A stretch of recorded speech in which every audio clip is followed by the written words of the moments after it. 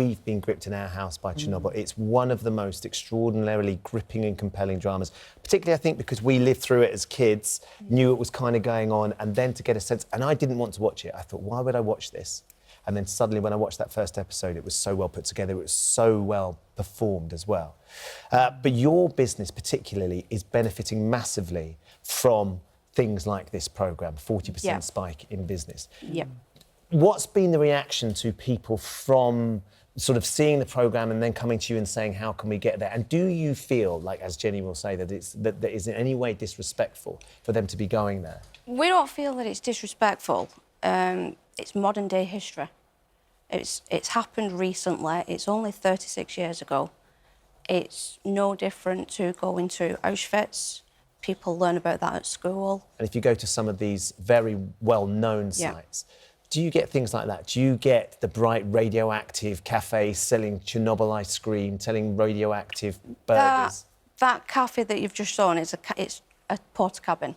They sell magnets, key rings, maps of the area, old photographs. But if you're at Auschwitz, is there that sort of thing, or is it done in a more respectful, It's done in a more respectful way, but obviously they've gone with the nuclear colours. I was in France, in Normandy, sort of commemorating the 75th anniversary of the D-Day landings, and the beaches were flooded with people coming there to commemorate it. They wanted to walk on the beach. They were having their pictures taken. Some of them were there with relatives who'd been there. Some of them were there just because they were impassioned and moved by what happened there.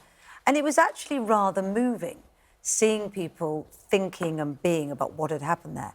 So what is wrong with that? What is wrong with reminding ourselves of learning about the tragic but extraordinary pieces of history that we've all lived through? I don't think there's anything wrong with that at all. I just came back from Provence, where I went to Le Mille, which is a detention concentration camp there. I do believe in that. What I have a problem with is it becoming a circus. And, you know, people going to these places and behaving absolutely ridiculously. Some of the photographs from these Chernobyl tours have just been beyond appalling. Especially if it's a school tour or young kids, it's what they see and it's what they do. And just because they've taken a disrespectful picture doesn't mean that some of the messages might have got through to them about what's happened there. And indeed, one of the problems with Chernobyl was a terrible cover-up. And the fact that people are intrigued and want to go and see what's happened, isn't that useful? Not in that kind of context. How would we feel if, you know, busloads of tourists from other countries started taking photographs outside of Grenfell, you know, dressed in outfits like that, waving around fire extinguishers? We would be appalled. Or if people went to where Hillsborough happened and, you know, sprawled across the grass and took photographs. And I looked at the sites, and I'm not trying to pick on your company. Yeah. It's just the concept. There is no addressing. People are told not to show skin, not because it's disrespectful, but because it's dangerous. Yeah. And there is, I have seen companies that will make a list and say, in this country, it is not acceptable to do this. I've seen people take selfies where they're, as you say, lying in the position, you know, that you get on the ground when someone's been murdered and it's marked around, the lying position where someone has been murdered. And you do wonder what makes people think it's a good idea to do that. But you're tapping into that desire, making money from it. I think our company as a whole is trying to educate people. It was covered up for a long time. We've been going there for 4 years. Chernobyl, you mean? Yeah. Long before the TV programme exposed what is the true story or how it's perceived to be the true story. When we've took our past guests on, they've learnt the story. They've heard of the firefighters, the liquidators. They know how they tried to rectify the accident to try and save Europe. I don't mind people going. I just think that it is really important that there are guidelines set about local customs, what is appropriate, and a lot of these but if the local people aren't offended by it, they're the ones that have lived through it and living with the consequences, you could argue. Well, that's really still not the point. You know, that applies to a lot of different things that we are not comfortable with in society. And a lot of these trips are not school trips at all. These are people who are, you know, school trips are 14 and 15-year-olds. And a lot of the people that we see behaving like this are in their early 20s. There was I'm just reading the story because in amongst this was a story in our brief about 3 French tourists that were arrested and given jail terms in Sri Lanka a good few years ago for posing inappropriately with Buddhist statues and in Buddhist temples. And they were actually given prison sentences. And actually, maybe what this would take, Jenny, is, I mean, that picture, and they tracked them down through the photographs that they posted. What this would take is that person that bared her flesh, or some of the people that are being pictured inappropriately, being actually prosecuted in some capacity. The thing is that I am not a big one on legalizing behaviour all the time for people to need to know how to behave. But I do feel that they should be told. So I went on a trip to Dubai once where you had to sign a paper before you went. This is not acceptable. People don't like this, don't do this.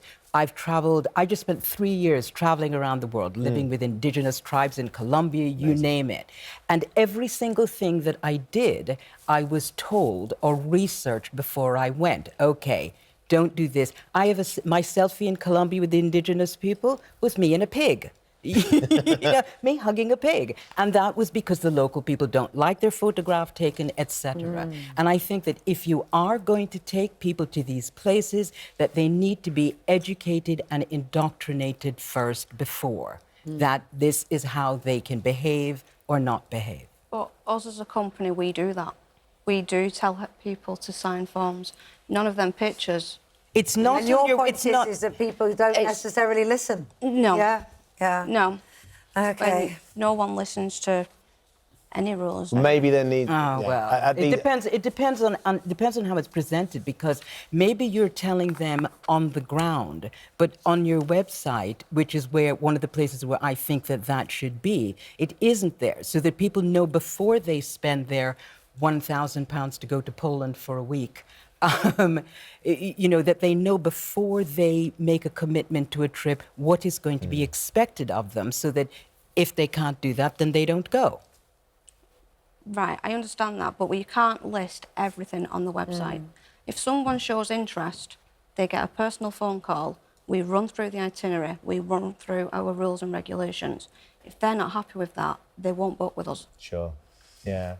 A lot of it comes down to... I mean, it's interesting, isn't it? Because I think if you go to some of those World War II sites, you will be guided. You will be it will be explained very clearly the way you behave here, and actually that would be endemic. I think if you go to some of these more modern sites where they have, even though the information box is covered, like we can see behind, is covered in the colours of the radioactive colours, and it looks sort of more glaring and it looks more fun, the tone is being set by the people that are there as well. Organising it. And maybe that's what they need, is they need to have people that are going to wander around and going, right, this is how we do this. The souvenir shop is run by the Chernobyl zone. It's them that manage that and shop. Benefit from it. The money that they get from that goes back into the zone. Obviously, there's still workers there and accommodation, and they have electricity for the hotel that's there, and so obviously the money goes back into it, and they spend it how it's needed. It's interesting, isn't it? Stacey, thank you very much. Stacey Hart and Jenni, nice to see you again. Thanks for coming in. Thank you very much.